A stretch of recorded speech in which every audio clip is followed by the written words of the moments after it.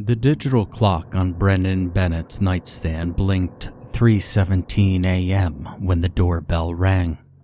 At first, he thought he'd imagined it, that liminal space between sleep and consciousness playing tricks on his mind. But then it rang again, the sound piercing through his third-floor apartment like a knife through silk. Brendan sat up, his 32-year-old body protesting the sudden movement. Sweat had soaked through his gray t-shirt, though his apartment wasn't particularly warm for a September night. He'd been having that dream again. The one about Jessica. The one he'd been having ever since she disappeared 3 months ago. The doorbell rang a third time. "What the fuck?" he muttered, reaching for his phone. No messages, no missed calls. Nobody he knew would show up at this ungodly hour without texting first.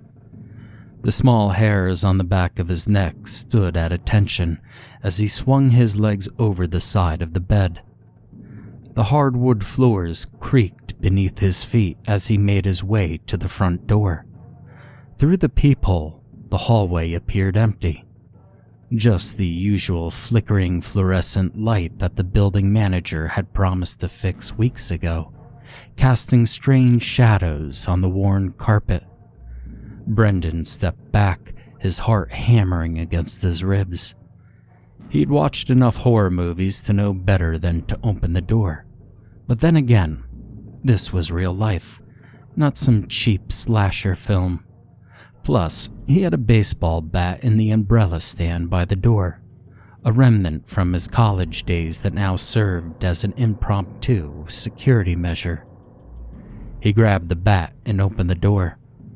The hallway was empty, just as the peephole had shown, but there, sitting innocently on his welcome mat, was a box. Not just any box, a perfectly wrapped gift box in deep crimson paper, topped with an elaborate black satin bow. The kind of box you'd expect to see under a Christmas tree, not outside your door in the middle of the night. Brendan's grip tightened on the bat as he scanned the hallway again. The elevator at the far end remained silent, its digital display showing it was still on the ground floor. The stairwell door was closed, and he hadn't heard it open or close. Whoever had left this must have moved incredibly quickly and quietly. He crouched down to examine the box without touching it.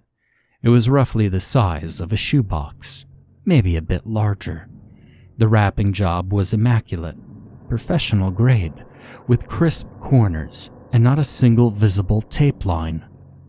The bow was tied with precision, its loops perfectly symmetrical. There was no card, no tag, nothing to indicate its origin or intended recipient. But he knew it was for him. It had to be. Jessica had promised she'd send him something. "When the time is right," she said in their last conversation, "you'll know it's from me." But that was before she'd vanished without a trace, leaving behind only a cryptic voicemail that the police had dismissed as irrelevant. Brendan's hand hovered over the box, trembling slightly. The rational part of his brain screamed at him to call the police, to not touch the mysterious package that had appeared outside his door in the dead of night. But another part, the part that had been slowly unraveling since Jessica's disappearance, wondered if this was finally it, the sign he'd been waiting for. He picked up the box. It was lighter than he expected, almost weightless. No sounds came from within when he gently shook it. Nothing shifted or rattled. A sudden movement at the end of the hallway caught his eye. Shadow, perhaps. The fluorescent light flickered again, and for a split second, he could have sworn he saw a figure in black, standing motionless by the stairwell door. When the light stabilized, there was nothing there. Brendan retreated into his apartment, closing and double-locking the door behind him. He placed the box on his coffee table and sank into his couch, staring at it as if it might suddenly spring to life. His phone buzzed, making him jump in shock. Unknown number. "Hello?" His voice cracked slightly. Silence, and then breathing, slow, measured breaths that made his skin crawl. "Who is this?" he demanded, but the line went dead. Brendan's hand shook as he placed his phone face down on the coffee table. The red box sat there, mocking him with its perfect presentation. He reached for it again, then pulled back, but something felt wrong. He got up and paced his living room, running his hands through his disheveled dark hair. The box seemed to follow his movement, though he knew that was impossible. It was just a box, just paper and cardboard and ribbon. But then why did it feel like it was watching him? Immediately, another buzz from his phone. A text this time, from the same unknown number. "Open it." "Fuck this," Brendan muttered, grabbing his phone to call the police, but before he could dial, another text came through. "She wanted you to have it." His blood ran cold. Jessica. They were talking about Jessica. The room suddenly felt small, the air thick. Brendan loosened the collar of his t-shirt, trying to breathe normally. The box remained unchanged, yet somehow it seemed larger now, more imposing. The red paper appeared darker, almost the color of dried blood in the dim light of his apartment. He needed a drink, badly. Brendan stumbled to his kitchen and pulled out the bottle of whiskey he kept for emergencies. This definitely qualified. He didn't bother with the glass, taking a long pull directly from the bottle. The liquid burned his throat, but it helped steady his nerves. When he returned to the living room, something was different. The bow on the box had shifted slightly, one loop hanging lower than before. He was certain it had been perfectly symmetrical when he brought it in. Another text. "Time's running out." "Who the fuck are you?" he typed back with trembling fingers. The response came instantly. "Open the fucking box, Brendan." He took another drink, longer this time. The whiskey was starting to take effect, dulling the edges of his fear and replacing it with a dangerous curiosity. He sat down on the couch again, placing the bottle on the coffee table next to the box. The red paper seemed to pulse in rhythm with his heartbeat. Or was that just the alcohol playing tricks with his mind? Brendan reached for the bow, then jerked his hand back as it burned. The satin ribbon felt cold, unnaturally cold through his fingerprints. His phone buzzed again. "She's waiting." "Jessica's dead, isn't she?" he typed back, tears blurring his vision. No response. The air in the apartment grew heavier, pressing down on him like a physical weight.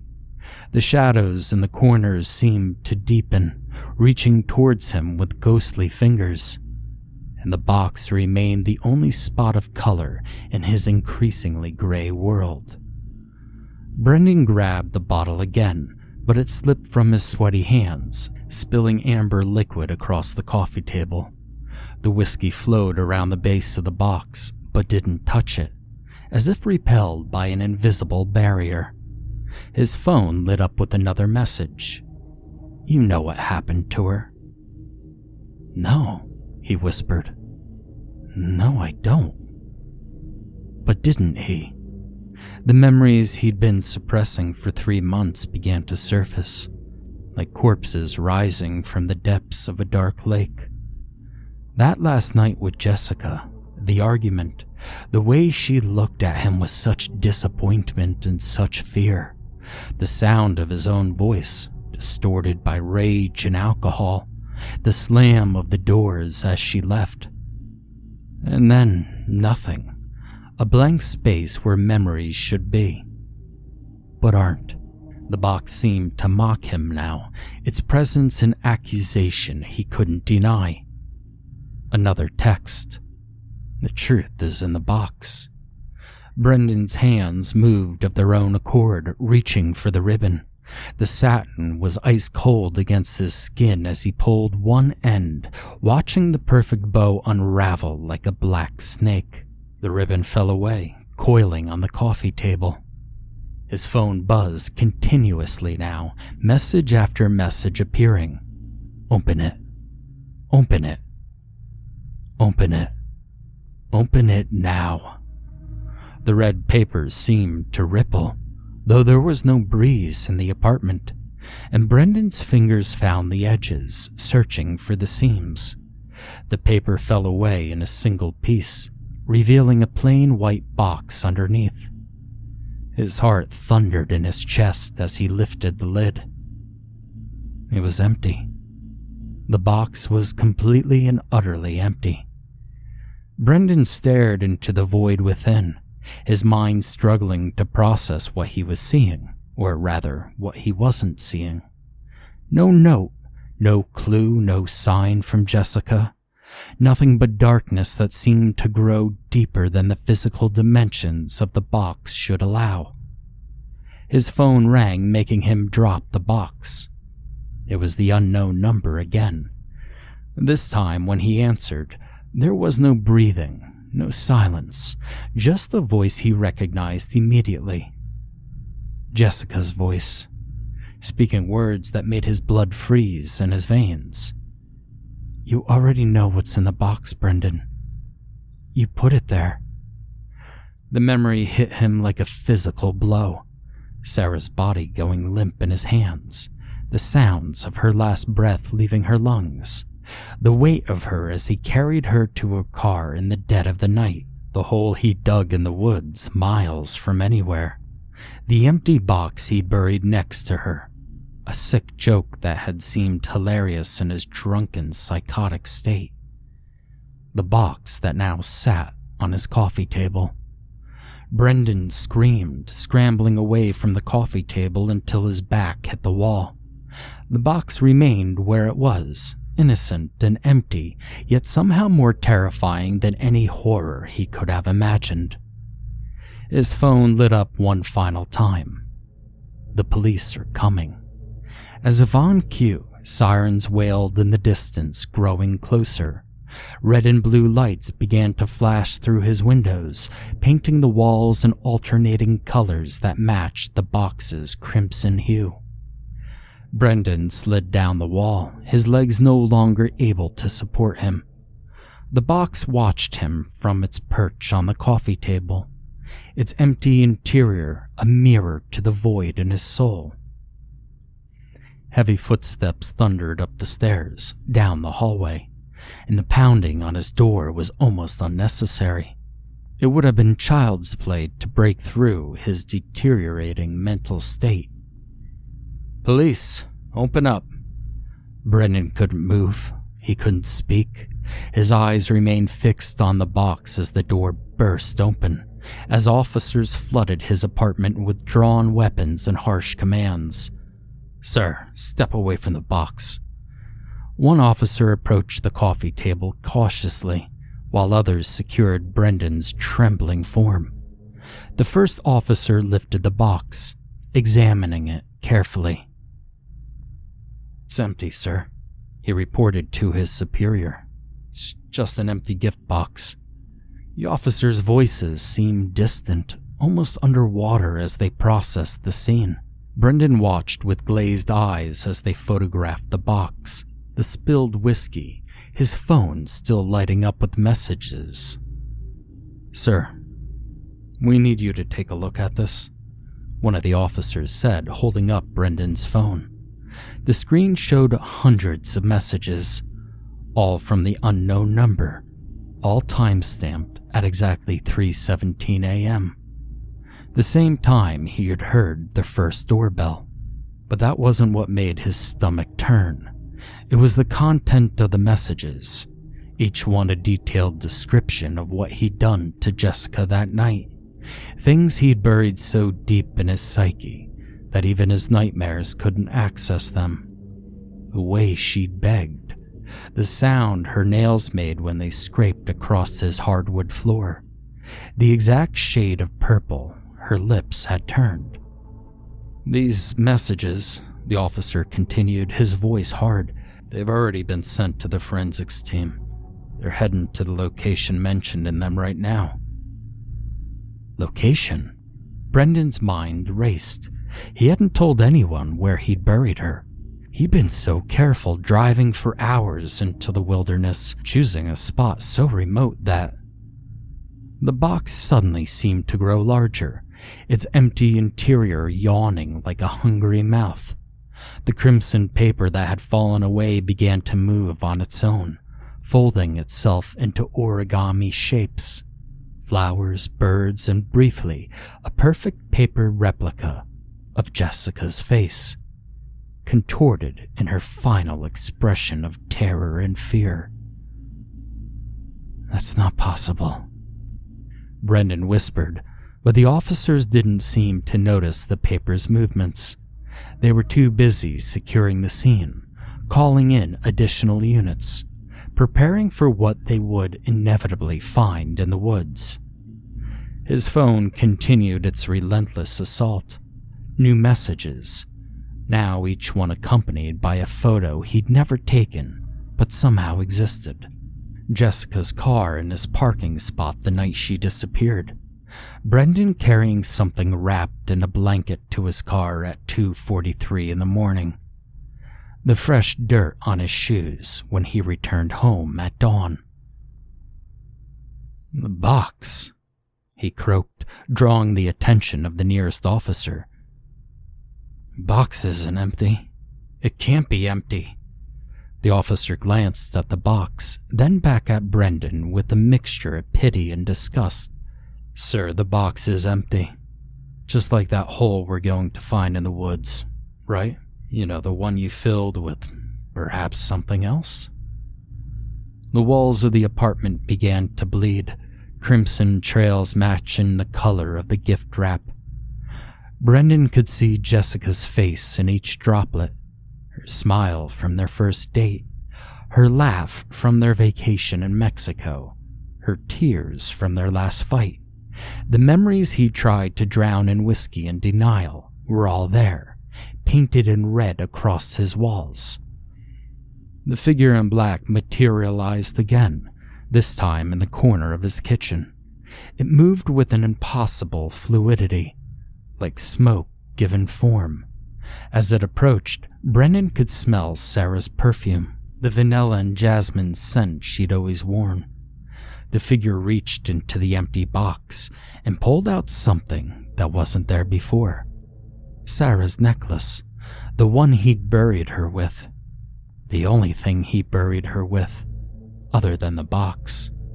The silver pendant caught the light from the police flashlights, throwing dancing reflections across the wall that spelled out the words only Brendan could read. "You can't hide anymore." I need to use the bathroom?" Brendan stammered, but the officers ignored his request. They were focused on a new development. Their radios crackled with confirmation that ground-penetrating radar had detected something at the location. Something box-shaped, buried next to something larger. The figure in black was closer now, close enough that Brendan could see through its dark shroud. Sarah's face flickered beneath the fabric, but not as she had been in life. This was Sarah as she was now, after 3 months in the wet earth. Her eyes were empty sockets, her skin molted and gray. Her mouth fixed in the same silent scream from that final night. She reached out with decomposing fingers and touched the empty box. At her touch, the box began to fill, not with physical objects, but with memories. They spilled out like a toxic fog. Every lie he told the police, every false lead he'd call in, every fake text he'd sent from her phone to throw them off the trail. But worse than the memories were the possibilities. Visions of what could have been if he controlled his temper, if he'd let her leave, if he'd been a better man. The officers were reading his rights again, but all he could hear was Sarah's voice coming from everywhere. The box was never empty, Brendan. It was full of everything that you tried to forget, everything you tried to bury with me. His legs gave out completely, and as the officers caught him, preventing his collapse, he saw the truth. The box hadn't been delivered to expose his crime. It had been there all along, sitting in his soul, waiting to be opened. The stranger in black hadn't brought it. They'd simply made him see what he'd been carrying since that night. The box wasn't empty. It was full of truth, full of guilt, full of the darkness he tried to hide even from himself. And now, as the officers cuffed his hands behind his back and read him his rights, he understood the true horror wasn't in what the box contained, but in what it had revealed.